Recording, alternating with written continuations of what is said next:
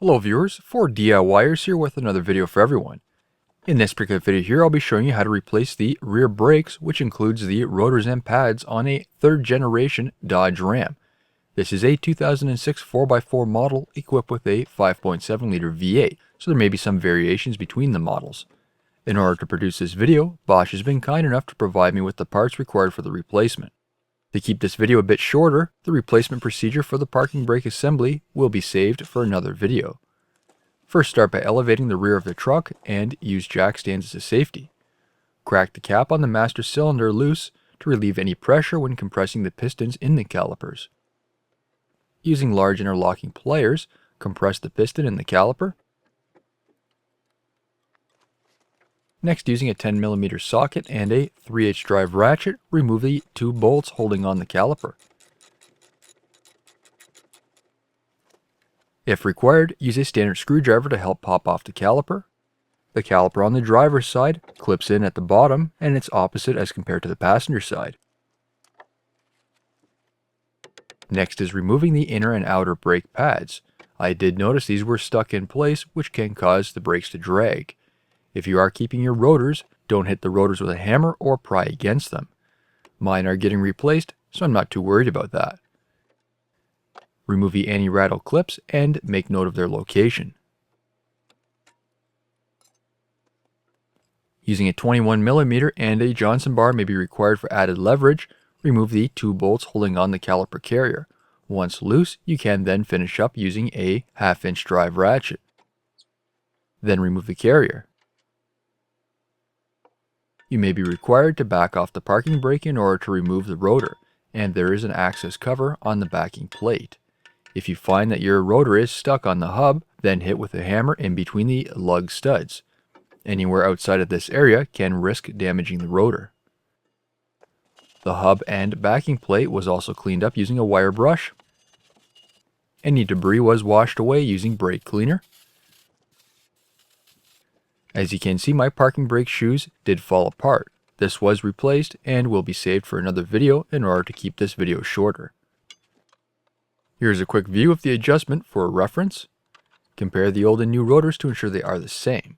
As mentioned earlier, Bosch has been kind enough to provide me with the brake parts in order to produce this video. For the rotors, these are Bosch's Quiet Cast premium brake rotors, which are 100% balanced for smooth operation and have a bimetal aluminum zinc coating to help prevent rust, giving that rotor a clean look, especially on vehicles where you have more open wheels, while providing a long life. Due to the coating, these do not have an oil coating, so there's no need to clean them during the installation process.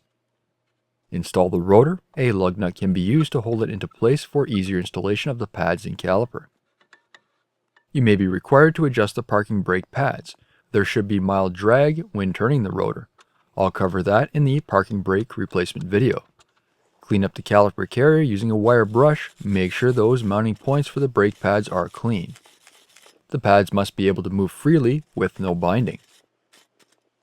The bolts were cleaned up using a wire brush, then had medium grade thread locker applied. Reinstall the caliper carrier. The torque specifications for the carrier bolts is 100 foot-pounds or 135 Newton meters. If any dirt or grease gets on the rotors, that will need to be cleaned, as this can cause brake surface issues. As for the pads, Bosch has also provided me with their Quiet Cast premium versions. Compare the old and new pads to ensure they are the same. The inner and outer pads are both the same here. Install the anti-rattle clips. These only fit in one orientation. As you can see, there is an indentation on the inside edge of the carriers. The anti-rattle clips have a tang, which aligns with this. Use the handle of the wire brush to ensure those anti-rattle clips are seated properly. Don't use anything which can deform the clips. Then install the inner and outer pads. As mentioned earlier, these must be able to move freely, otherwise your brakes will drag. Make sure your slide pins are moving freely as well. I did find a hole in the one boot, so these will be replaced. The pins here are different from the front. The boots on the inside and the outside are one piece, so they also support the pins as well. Only use a silicone grease for these. Any other form of grease may deteriorate or cause binding issues with the rubber. The pins can be pushed out using a standard screwdriver, then using the screwdriver again, push out the boots. Make sure the holes are clean, free of any debris. Use a round wire brush to clean the holes if necessary.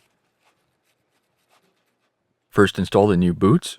I did apply a small amount of silicone grease to the outside of the boots to help them seat in the caliper holes. I did fold over the one end to help push it into the caliper holes. A standard screwdriver can also be used to help push it through, but make sure it isn't sharp as you may damage the boots. Apply silicone grease to the inside of the boots and make sure most of that inner surface is covered. If you wish, you can also apply grease to the boots before they are installed, which may be easier for you. Apply silicone grease to the slide pins and then install. Wipe away any excess grease. The bolts were also cleaned up using a wire brush and had medium grade thread locker applied. Install the caliper. The caliper on the driver's side clips in at the bottom and it's opposite as compared to the passenger side.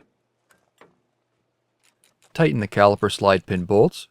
The torque specifications for these is 22 foot-pounds or 30 Newton meters. Reinstall the wheel. The torque specifications for the 22mm lug nuts is 135 foot-pounds or 183 Newton meters. Moving on to the opposite side, again safely elevate the truck and place a jack stand under the truck as a safety. Remove the wheel.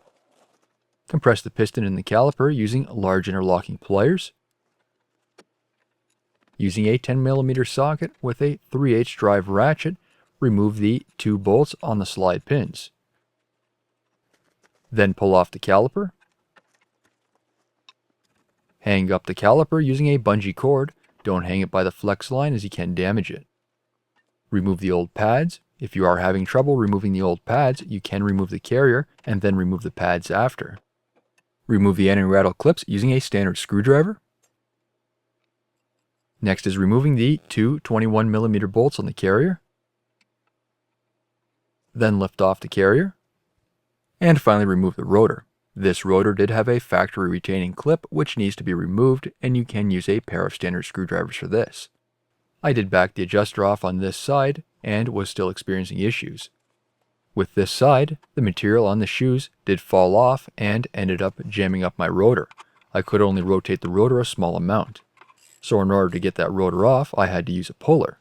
With constant pressure and the assistance of a hammer, I was finally able to get that rotor off. Once the rotor is off, the hub face was cleaned up using a wire brush, and then it was cleaned with brake cleaner.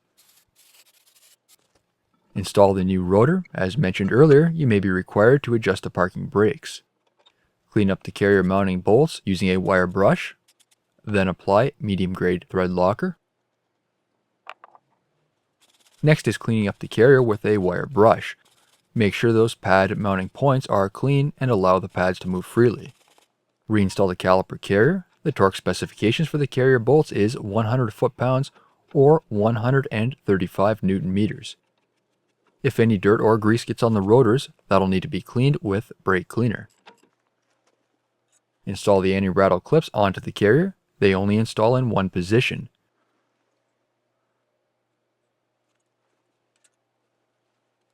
Using the handle of the wire brush, make sure those clips are seated.